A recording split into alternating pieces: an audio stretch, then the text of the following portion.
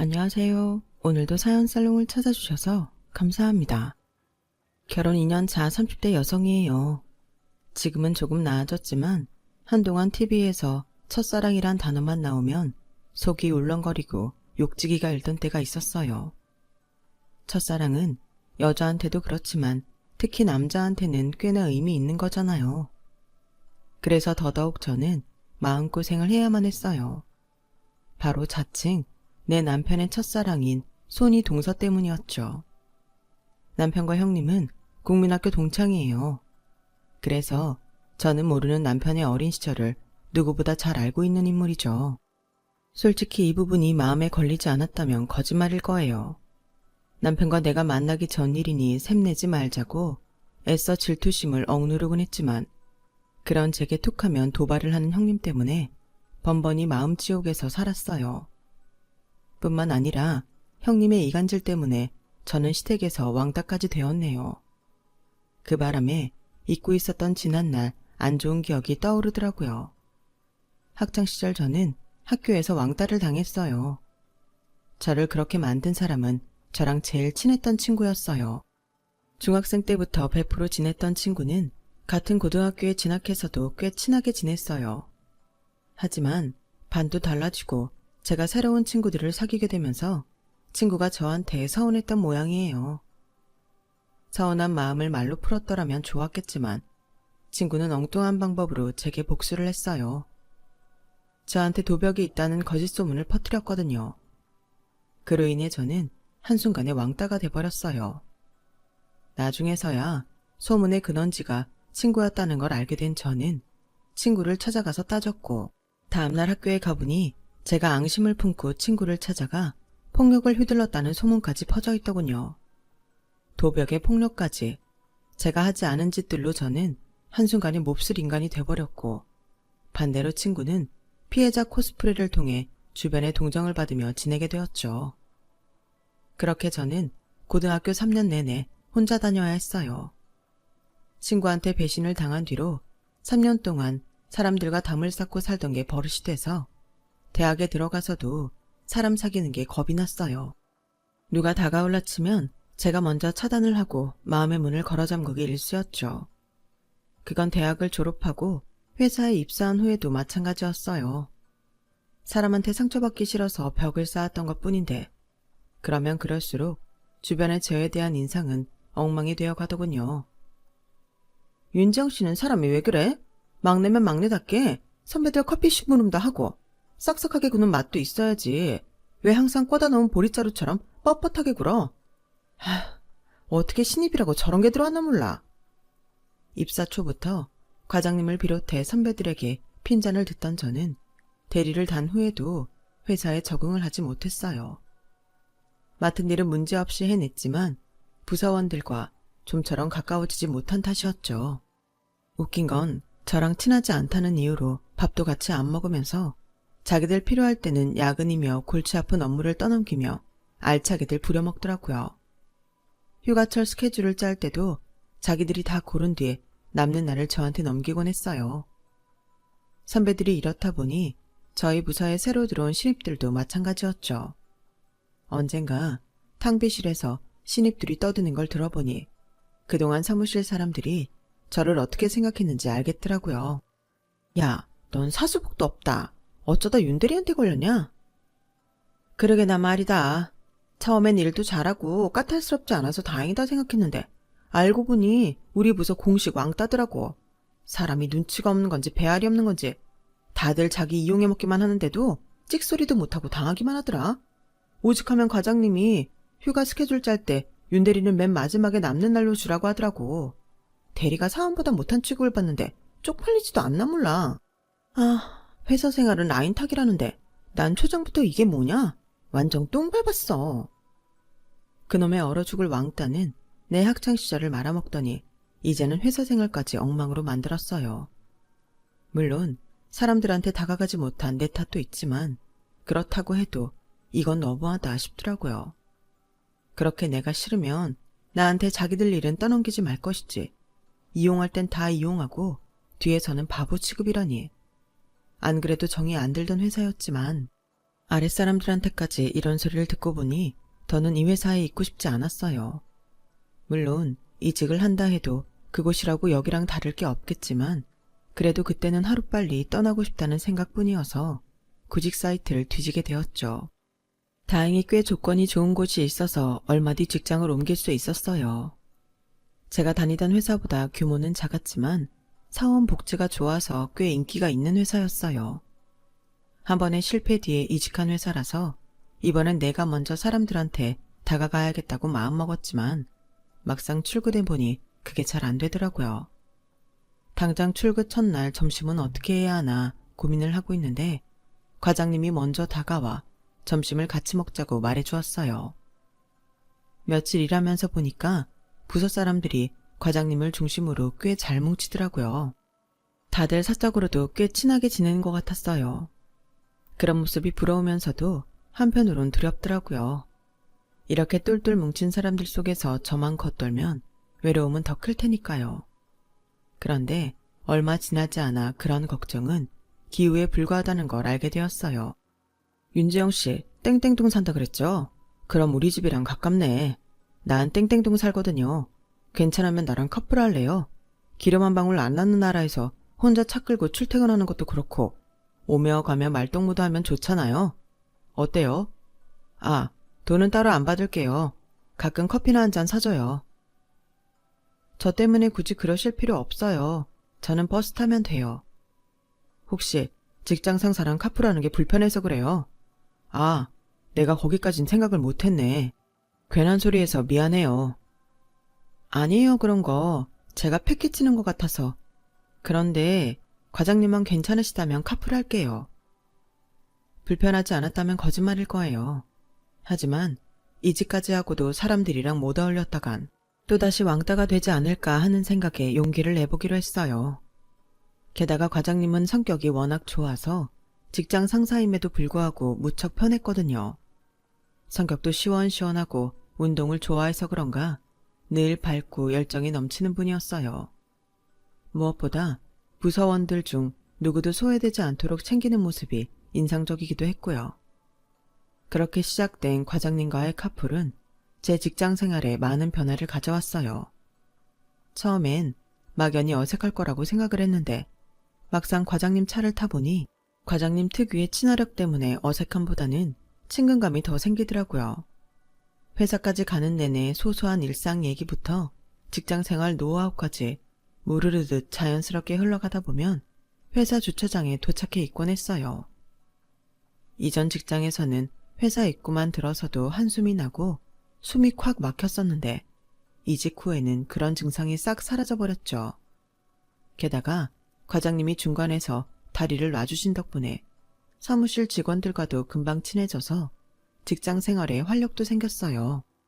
그렇게 시간은 흘러 이직한 지 1년이 지나던 무렵까지도 저는 과장님과 카풀을 하고 있었어요. 그런데 회식 자리에서 뜻밖의 소식을 듣게 되었지 뭐예요. 참, 김 과장, 집들이는 언제 할 거야? 강남으로 이사한 지가 2달이 넘었는데 왜 아직 말이 없어? 하긴 총각 혼자 사는 집에서 집들이는 좀 그런가? 음식 해줄 사람도 없고 말이야. 그러게 올해는 제발 장가 좀 가라고. 지금껏 카풀을 하면서도 과장님이 이사를 갔다는 사실을 몰랐던 저는 조금 당황스럽더라고요. 강남이면 회사 근처인데 그럼 지난 2달 동안 저 때문에 일부러 다리까지 건너와서 저를 태우고 다시 회사로 갔다는 얘기니까요. 부장님의 갑작스러운 이사 발언 때문에 놀란 건 저뿐만이 아니었어요. 과장님 본인도 꽤 놀랐는지 슬쩍 제 눈치를 살피더라고요. 그날 회식이 끝나고 다들 집으로 돌아가는 길에 제가 과장님을 불렀어요. 과장님, 왜 진작 말씀 안 하셨어요? 강남으로 이사 가셔놓고 아침마다 저 때문에 저희 집까지 오셨던 거예요? 왜 그러셨어요? 진작 말씀하시지. 내일부터는 오시지 마세요. 저 대중교통 이용하면 돼요. 그러자 과장님이 난처한 표정으로 머리를 극적이더라고요. 저기 윤대리, 그냥 카풀 계속하면 안 될까요? 아침마다 윤대리가 싸우는 샌드위치 먹으면서 도란도란 얘기 나누는 게 낙이었거든요. 난 아침잠이 없어서 원래 일찍 일어나기도 하고 아침밥 챙겨줄 아내도 없어서 윤대리 아니면 아침도 굶어야 하고. 아무튼 내가 좀 곤란해서요. 그러니까 그냥 카풀 계속하죠. 횡설수설하던 과장님은 본인도 말이 안 되는 소리라는 걸 아는지 한숨을 푹 쉬며 제 눈치만 보더라고요. 그러더니 작정한 사람처럼 저를 똑바로 보면서 말했어요. 아, 안 되겠다. 더는 못 속이겠네요. 저 윤지영 씨 좋아합니다. 애초에 카풀하자고 했던 것도 윤지영 씨랑 가까워지고 싶어서 그런 거예요. 이런 식으로 고백할 생각은 없었는데 상황이 이렇게 돼버렸네요. 지영 씨, 나랑 사귈래요? 얼떨결에 사랑 고백에 이어 프로포즈를 받게 된 저는 어리나간 사람처럼 멍하게 서 있었어요. 그렇다고 싫었던 건 아니었어요. 오히려 그 반대였죠. 그동안 과장님을 옆에서 지켜보면서 저런 남자랑 사귀면 재미도 있고 대화도 잘 통해서 좋겠다는 생각을 자주 했었거든요. 다만 상황이 상황인지라 당황했던 것뿐이었어요. 과장님은 그런 제 행동을 거절의 의미로 받아들였는지 얼굴이 벌개져서는 애써 수습을 하려고 애쓰더군요. 내가 너무 부담스럽겠나 봐요. 그러니까 이건 어디까지나 강요하는 게 아니고 그냥 내 마음이 그렇다는 거니까 무시해도 돼요. 난 괜찮아요. 정말이에요. 허둥지둥 손까지 내저으며 당황하는 과장님을 보자 웃음이 나더라고요. 이 남자가 이렇게 귀여운 구석도 있었나 싶은 게 몰랐던 매력을 하나 더 찾은 기분이었어요. 그래서 제가 도리어 침착하게 말을 꺼낼 수 있었어요. 과장님은 괜찮으신지 모르지만 저는 안 괜찮을 것 같아요. 고백까지 듣고 사귀자는 말까지 들었는데 어떻게 무시를 해요? 제대로 대답해야지. 좋아요. 우리 사귀자고요. 그런데 오늘 이 프로포즈는 인정 안 할래요. 다음에 멀쩡한 정신으로 다시 해주세요. 그럼 그날부터 1일 할게요.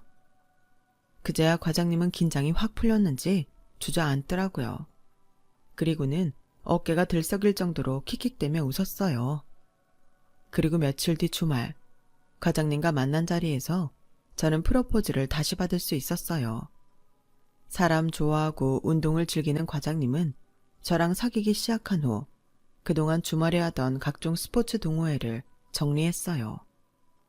저랑 데이트할 시간이 필요하다는 게 이유였죠. 딱 하나 포기하지 않은 건 풋살 동호회였어요. 운동으로 스트레스를 푸는 사람인 걸 뻔히 아는데 그마저도 그만두게 하면 안 될 것 같아서 제가 계속하라고 했죠. 연애를 하는 동안에도 과장님은 한결같이 쾌활하고 활동력이 넘쳤어요. 소심하고 정적인 저와는 완전 다른 성격이었지만 오히려 그래서 함께 있으면 즐겁고 신이 나더라고요. 이직 후 1년 차에 시작한 이후로 2년 가까이 연애를 한 우리는 결혼을 하게 되었어요. 노총각 둘째 아들이 결혼을 하겠다고 하니까 시댁 쪽에서는 다들 쌍수 들고 환영하는 분위기였어요. 저희 집도 다를 바 없었고요. 둘 다 직장 펀드 타겠다. 부모한테 손 안 벌리고 결혼 준비까지 할 수 있는 경제력을 갖췄으니 딱히 반대할 이유가 없었죠. 결혼식을 준비하면서 알게 된 건데 제 남편이 발이 엄청 넓긴 하더라고요. 결혼식장부터 웨딩사진, 신혼여행, 심지어 한복까지 죄다 인맥을 통해 최상의 퀄리티로 저렴하게 준비할 수 있었어요.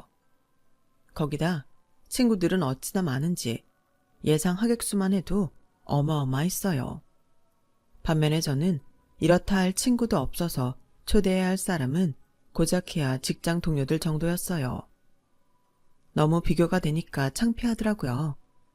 이래서 사람들이 대행업체를 이용해 결혼식 하객을 부르는구나 실감했어요. 정연씨, 내가 좀 한심해 보이지. 이 나이 먹도록 변변한 친구도 없고 결혼식에 부를 동창들도 없고 말이야. 실은 내가 학창시절에 왕따를 심하게 당해서 친구도 없고 사람 사귀는 게 서툴러. 다른 사람은 몰라도 남편한테만큼은 제 과거를 털어놓아야겠다 싶어서 고등학생 시절에 당했던 일들을 얘기해 주었어요. 하필 제일 친했던 중학교 동창한테 당한 일이라서 중학교 때 친구들마저도 연락을 끊고 살았다고 말하자 남편이 제 등을 토닥여 주더라고요. 우리 지영이 장하네. 그런 일을 겪고도 이렇게 번듯하게 자라줬잖아. 대단하고 기특해. 조금 전까지 담담하게 제 이야기를 하던 저는 남편의 위로에 눈물이 왈칵 쏟아졌어요. 난 지금까지 내 과거가 창피하다고만 생각해서 감추기에 급급했는데 기특하다는 말을 듣게 될 줄은 몰랐거든요. 가족들한테도 말 못하고 가슴속에 꼭꼭 숨겨두었던 지난 날의 아픔이 남편의 한마디에 치유가 되는 기분이었어요. 그리고 이런 생각은 결혼식 당일에도 이어졌어요. 남편은 친구가 없는 저를 배려해 자신이 활동하는 풋살 동호회 사람들을 신부 측 하객으로 초대해 주었거든요. 거기다 남편이 이전에 활동했던 각종 동호회 사람들도 신랑 측이 아닌 신부 측 지인으로 자리를 채워주었어요. 남편이 부탁한 거였죠. 덕분에 실상을 모르는 양가 부모님과 친인척들은 저를 교우관계가 좋은 사람으로 착각하게 되었어요. 지금 생각해도 제 남편처럼 사려 깊은 남자도 드물 것 같네요. 회사 근처에 집을 얻자니 강남이라 전세 보증금이 만만치 않아서 친정과 시댁이 가까운 땡땡동에 집을 구했어요.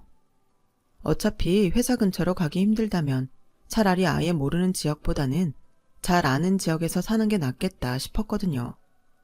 그러다 보니 생각지 못한 문제가 생기긴 했지만요. 저희 시부모님은 딱히 까탈스러운 분들은 아니셨어요. 아버님은 대학에서 행정직으로 일하시다가 퇴직하셨고, 어머님은 동네 학원에서 피아노 학원을 운영하시다가 15년 전쯤 학원을 그만두신 뒤로 살림을 하고 계세요. 두 분 모두 여행을 좋아하셔서 국내 여행은 물론 해외로 배낭여행도 다니실 정도로 여행광이세요. 그러다 보니 자식들 사는데 크게 관여를 안 하시는 편이시죠. 며느리 입장에선 그런 점이 얼마나 편한지 몰라요. 여기까지만 보면 남편 복에 시부모님 복까지 남부러움 살만한 결혼이 분명하지만 인생이 어디 다 가지고 살 수 있나요? 제 결혼에도 복병이 있더라고요. 앞에서 말했던 손이 동서였죠. 제 남편의 국민학교 동창인 형님은 평소 집에서 제 남편한테 도련님이라는 호칭 대신 이름을 불렀어요. 처음 형님이 시집 왔을 때 어머님이 호칭 문제로 잔소리를 하긴 하셨다는데 아직도 형님은 버릇을 못 고치고 제 남편을 이름으로 부르더라고요. 동서는 모르겠지만 우리 정연이가 어릴 때 꽤 인기가 많았어. 얼굴도 잘생긴 데다가 남자다웠거든. 게다가 달리기는 또 얼마나 잘했나 몰라. 아, 동서는 모르겠구나. 우리 정연이 국민학생 때 학교 육상부였어. 말끝마다 동서는 모르겠지만 이라는 말을 갖다 붙이는데 나중엔 그 소리만 들어도 신물이 올라올 지경이었어요. 어린 시절 안 좋은 경험 때문에 참는 거라면 누구보다 자신 있는 저였지만 내 남자를 두고 날 자극하는 형님 앞에서는 인내심도 금방 바닥을 드러내게 되더라고요. 그래서 하루는 그동안 참았던 불만을 터놓았죠. 형님, 이제 그만 좀 하세요. 너무 유치하지 않아요? 형님이랑 우리 그이가 국민학교 동창이면 뭐요? 말끝마다 형님이 저보다 내 남편에 대해 잘 아는 것처럼 말하는데 저 그런 소리 들을 때마다 불쾌해요. 지금의 내 남편을 잘 아는 건 형님이 아니라 저니까요. 그리고 말끝마다 우리 정연이라고 부르는 것도 안 그랬으면 좋겠네요. 앞으로 내 남편 이름은 동창회에 나가서나 부르시고 집안에선 도련님이라고 불러주세요. 나름 수위 조절을 하면서 했던 말인데 제 말을 들은 형님은 마치 제가 하극상이라도 버린 것처럼 온 집안이 떠나가라 소리치며 울먹였어요. 동서, 정말 너무해. 동서는 내가 그렇게 싫어? 아무리 그래도 그렇지. 자기보다 나이도 많은 손윗사람한테 어쩜 그렇게 막대할 수가 있어? 난 그저 도련님이랑 동창이란 말 한마디 했을 뿐인데 그게 그렇게 듣기 싫을 정도로 불쾌했어? 알았어. 동서가 싫다면 앞으로는 안 그럴게. 근데 이거 하나만 알아둬. 동서 시집 오기 전까지 이 집 식구들 누구도 나한테 이런 대접한 사람 없었어. 왠줄 알아? 내가 맏며느리로 살면서 제사면 명절 때 독박 쓰고 일하면서도 혼자 사는 도련님까지 챙겨가며 나름대로 헌신했으니까 그런 거야. 그런데 동서 눈에는 그마저도 고깝게 보였던 거구나. 내가 오지랖이었네. 난 그저 밖에서 일하는 동서 힘들까봐 지금까지 하던 대로 해왔던 것뿐인데 동서를 불편하게 했다니 다 내 탓이지 뭐. 내가 아주 죽일 년이네. 형님의 눈물겨운 원맨쇼에 넘어간 시어머니는 주방으로 달려와 저한테 한 소리 하셨어요. 얘 둘째야, 너 손윗사람한테 이게 무슨 짓이냐? 큰애 딴에는 너 위에서 한다고 한 모양인데 아무리 네 마음에 안 든다고 손윗사람한테 이러면 안 되지. 어서 큰애한테 사과해라. 아니에요, 어머님. 마음에서 안 내켜서 하는 사과 받아서 뭐해요? 그냥 제가 참을게요. 그냥 제가 나쁜 년 하고 말죠. 동서, 앞으로는 동서 말대로 괜한 참견 안 하고 입 닥치고 조용히 살게. 아, 진짜. 정말 욕이 목구멍까지 치고 올라왔어요. 이건 아주 사람 물먹이라고 작정한 사람 같더라고요. 그날 일로 시집 온 지 반년도 안 돼서 저는 온 집안 식구들의 눈총을 받게 되었어요. 그날 이후 형님은 일부러 저를 자극하곤 했어요. 마치 싸움을 만들려는 사람처럼요.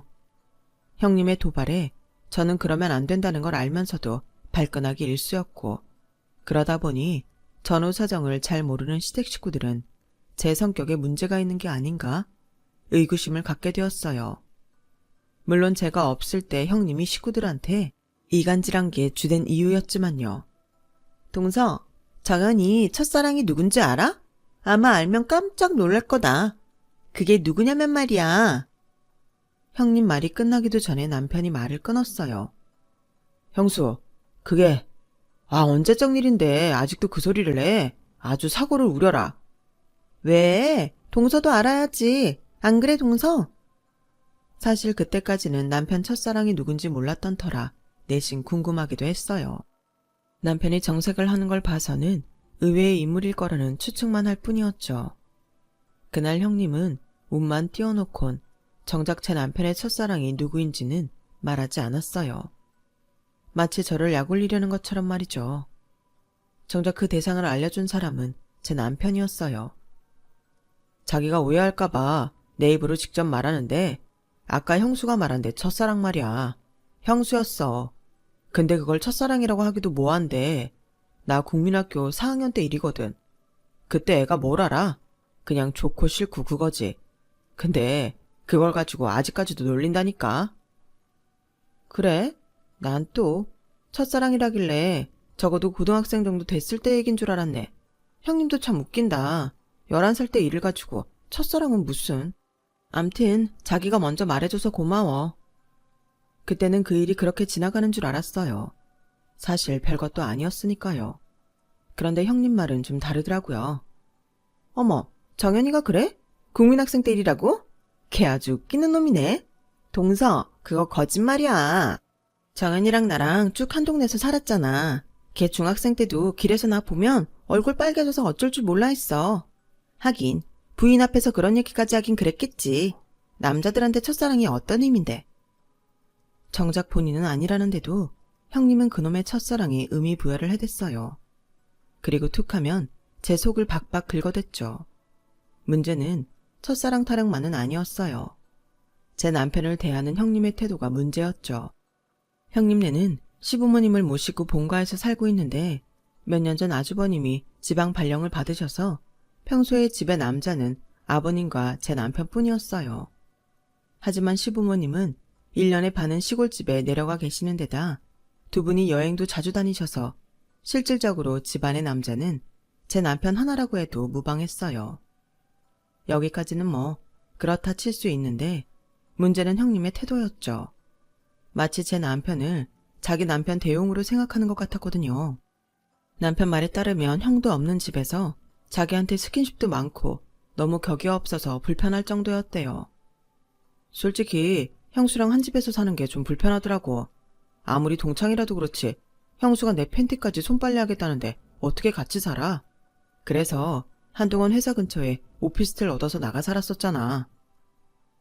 제 남편조차도 불편해하는 행동을 형님은 서슴지 않고 했고 제가 시집을 온 뒤에도 그런 버릇은 고쳐지지 않았어요. 어머, 정연이 너 허벅지 굵다. 힘 좋겠는데? 이러면서 제 남편 허벅지를 손으로 쓸어대는데 정말 욕 나올 뻔했다니까요. 그뿐인 줄 아세요?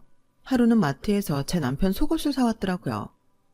정연아, 나 오늘 마트 가서 네 거 트렁크 팬티 샀다. 이쁘지? 딱 네 스타일이지?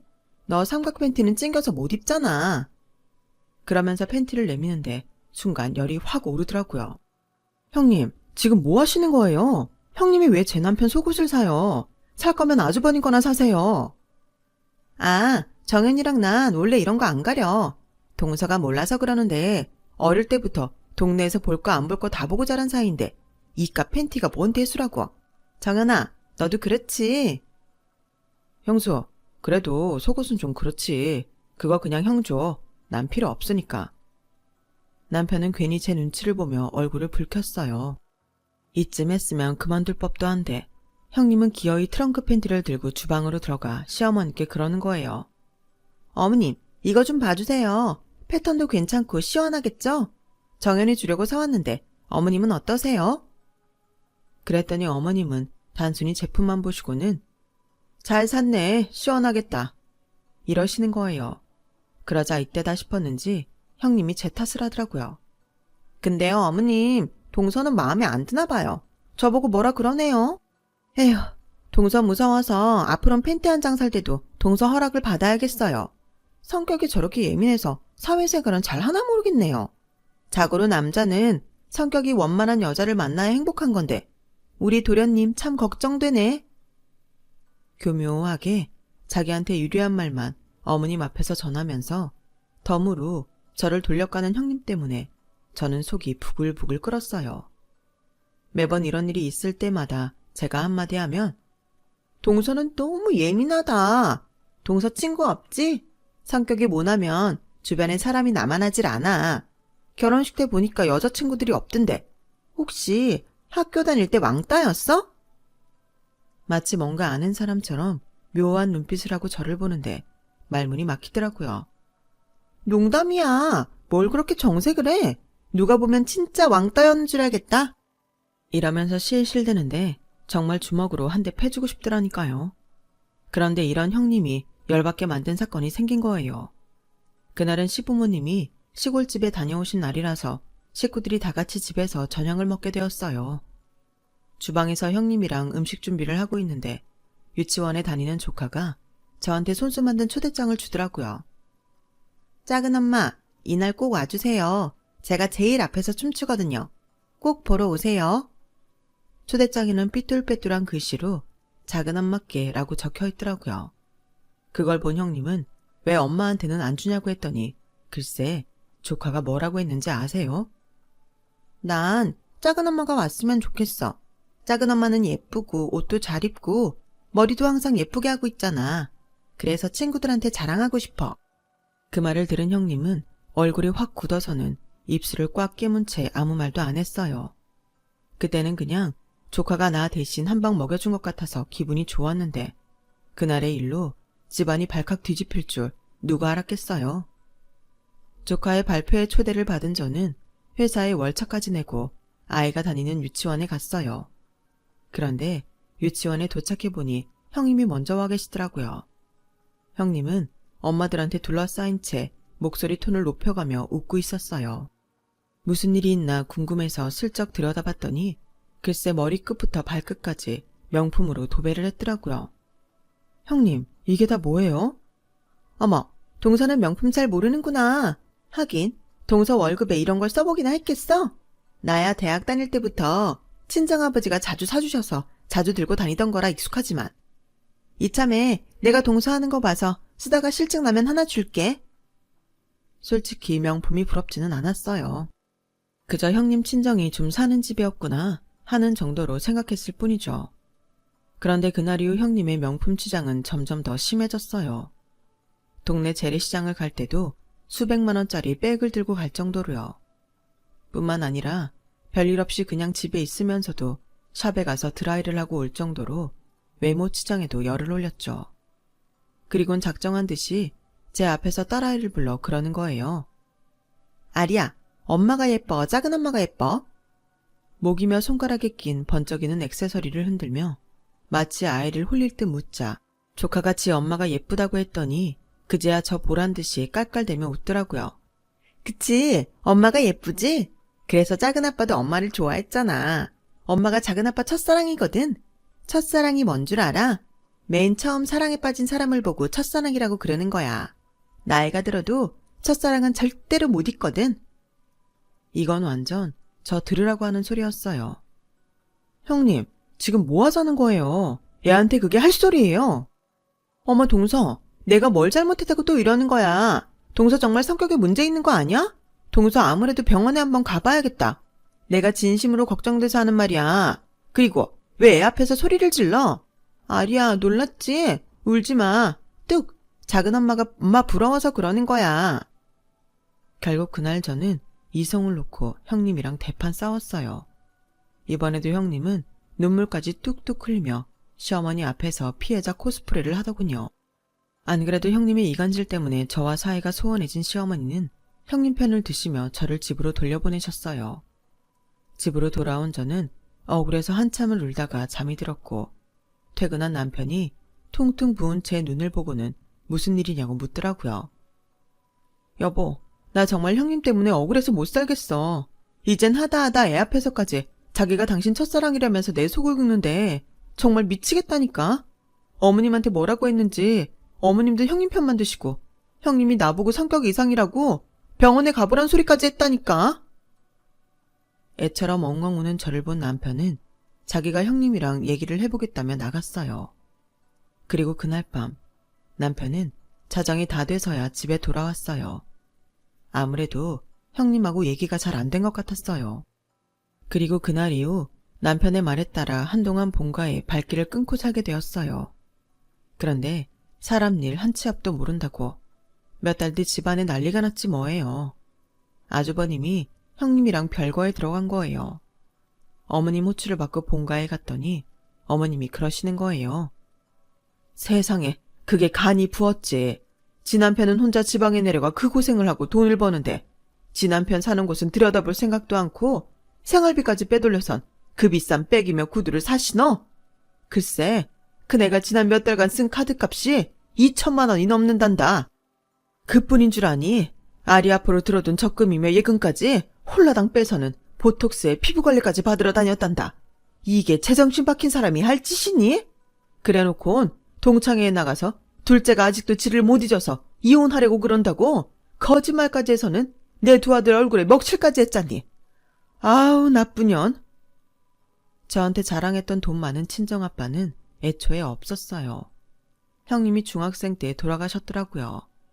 거기다 알고 보니 형님이 꽤 오랫동안 제 남편을 짝사랑했었더라고요. 제 남편한테 집착하고 저를 시기했던 것도 그런 이유에서였죠. 형님의 명품 소동으로 인해 저는 그동안 형님의 거짓말에 속아 저를 우호했던 가족들과 화해를 했어요. 하지만 여전히 아주버님 내외는 별거 중이에요. 조카는 저희 어머님이 맡아서 키우고 계시고요. 처음엔 형님이 미워서 고소하다는 생각을 했지만 지금은 오히려 불쌍하다는 생각만 드네요. 말도 안 되는 거짓말에 분수에 넘치는 사치까지 부린 형님의 행동 이변엔 자기 자신에 대한 자존감이 너무 낮았던 게 원인이 아닐까 생각하거든요. 그리고 그건 어쩌면 자신이 사랑받지 못했다는 서운함 때문이기도 할 테고요. 그렇다고 형님의 행동이 용서가 되는 건 아니에요. 자신이 저지른 행동은 스스로 책임을 져야 하니까요. 그래야 진정한 어른이겠죠. 저도 더 어른답게 생각하고 행동하려고 노력해야겠습니다. 지금까지 제 사연을 들어주셔서 감사합니다. 건강하시고 행복하세요. 여러분, 사연 댓글에 응원과 현명한 조언 부탁드려요. 좋아요와 구독은 저에게 큰 힘이 됩니다. 오늘도 좋은 일 가득하세요.